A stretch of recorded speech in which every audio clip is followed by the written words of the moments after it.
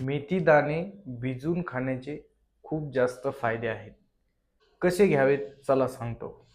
दररोज 1 चमचा मेथी दाणे 1 ग्लास किंवा 1 कप पाण्यामध्ये टाका. रात्रभर भिजू द्या. सकाळी तेच दाणे चावून खा आणि तेच पाणी प्या. असे दररोज नियमित 30 दिवसापर्यंत जर तुम्ही केलं, तर तुमच्या शरीरातील साखरेचं प्रमाण किंवा तुमच्या रक्तातील साखरेचं प्रमाण नियंत्रित होतं. ते तुमच्या हृदयासाठी खूप चांगलं आहे. याने कोलेस्ट्रॉलचं प्रमाण कमी होतं आणि तुमच्या हृदयाची हेल्थ चांगली राहते.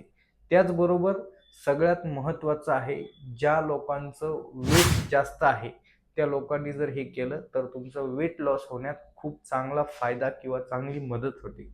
त्याचबरोबर तुमची पचनक्रिया सुधारते.